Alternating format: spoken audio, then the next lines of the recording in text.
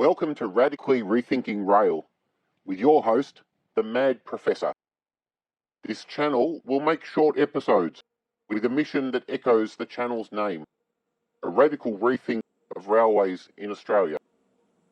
It is linked to the Under the Clocks blog, which you can find linked below. Before we get too far into what this channel is about, let's start our journey at an unlikely place, the Luckiest Line.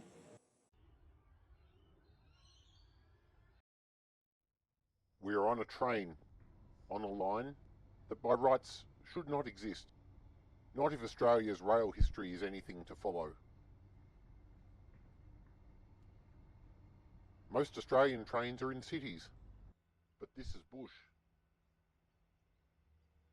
Most remaining lines see only freight, but this is a passenger train.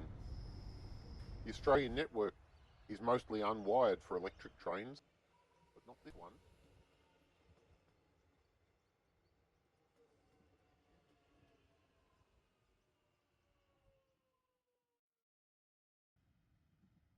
This line bends around the many small gullies and streams, making it slow and indirect.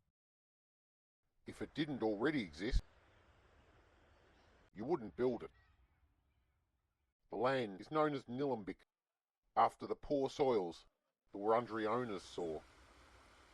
European invaders hunted gold in these creek valleys and brought their animals and plants, their towns and place names, including the name Hurstbridge, marking the end of the line. Though the most recent invasion is of suburbia, at most it reaches Eltham and has left it bush beyond. These small streams rise in the mountains marking the edge of Tongarong land and drain into the narrow gorges of the Birrarung Valley. It is green and lush, and by 1912 the railway came to this place from Naarm, also called Melbourne. Unusually, and despite lying deep in countryside, only 10 years later, the line was wired for suburban trains. Some would say that wire saved this line from the harsh cutting back of other lines. The tragic bushfires in 1969 that took 17 lives also took the many wooden bridges at the end of the line. Only this one survived.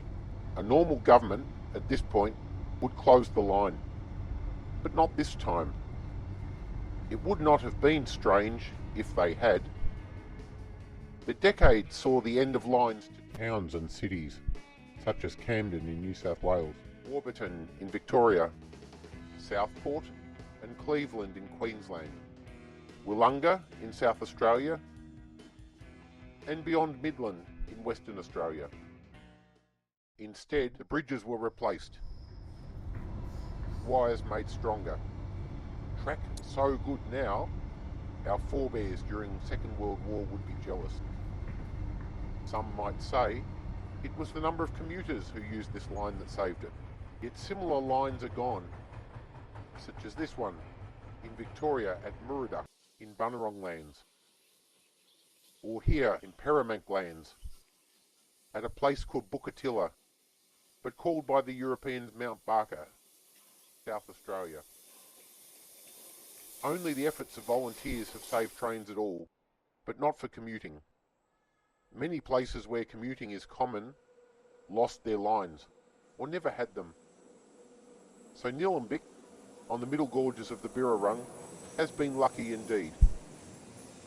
But it shows what you know about Australian railways is wrong, and why we need this channel.